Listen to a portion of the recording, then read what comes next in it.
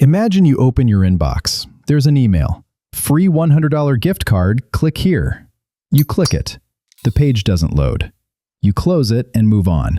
But behind the scenes, a script just ran. Your login token was scraped, and right now, that data is being packaged and sold on a part of the internet your browser can't even see. Here's the truth. Researchers estimate the surface web, everything Google can find, accounts for just about 5% of all data online.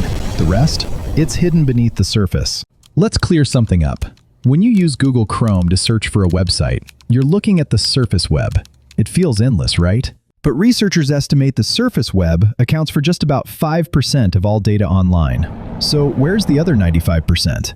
It's mostly in the deep web. Now, don't panic. The deep web just means anything search engines aren't allowed to index.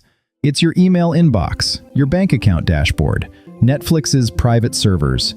Anything that requires a password or a login lives in the deep web. Think of the surface web as a library's open bookshelves. The deep web is just the locked employee archive room in the back. It's massive, but totally legal and normal.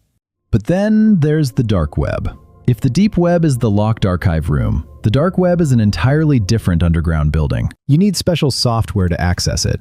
And here is the craziest part. The dark web was not invented by criminals or hackers. It was invented by the United States Navy in the 1990s, specifically the Naval Research Laboratory. But the Navy had a problem. How do you send intelligence across the internet without enemy spies seeing who is talking to who? Because even if a message is encrypted, a spy can still see the metadata.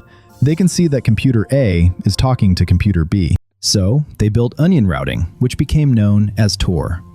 Instead of sending data directly, Tor wraps your data in layers of encryption, like an onion. It bounces your connection through random volunteer computers all over the world. The first computer knows where you are, but not where you're going. The last computer knows the destination, but has no idea who sent it. Total structural anonymity. But the Navy realized something. If only spies used this network, anyone caught using it would instantly be outed as a spy. To hide, they needed a crowd. So they made Tor open source and free for the public to use. Suddenly, journalists, whistleblowers, and citizens in heavily censored countries had a way to communicate safely.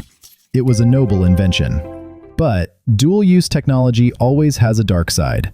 The same anonymity that protects a whistleblower also protects black markets and hackers.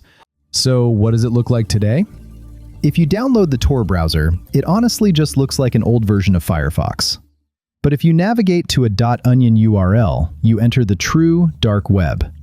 Even Facebook and the New York Times have .onion addresses for secure access.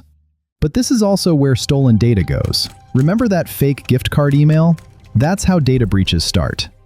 In recent years, billions of records, social security numbers, bank details, have been dumped on dark web marketplaces. If you're an adult with an internet connection, it is statistically highly probable that some piece of your data is on the dark web right now. And it's getting worse. Generative AI is letting bad actors write perfect phishing emails and code malware faster than ever. But there's good news. Law enforcement is getting smarter. Because while Tor is anonymous, humans make mistakes. Hackers reuse usernames. They trace cryptocurrency to wrong wallets. The tech is flawless, but human behavior is the ultimate vulnerability. So how do you protect yourself? First, go to a site called Have I Been Pwned? It's free and safe. Enter your email. If it's been breached, change those passwords immediately, and never, ever reuse passwords. Second, turn on two-factor authentication. Use an authenticator app, not text messages. It takes 2 minutes and stops 99% of hacks. Third, understand that the internet has layers. The 4% you see is just the surface. Understanding how this massive, unseen ecosystem works doesn't mean you need to be paranoid. It just makes you a smarter digital citizen. The static is always out there. You just have to know how to listen to it. This is The Static Frontier. If you learned something today, hit subscribe and share this with someone who reuses their passwords. If you enjoyed this, we've turned it into a full podcast. Search for The Static Frontier on Apple Podcasts, Spotify, or wherever you listen. New episodes drop every week exploring the tech and science mysteries you never knew existed.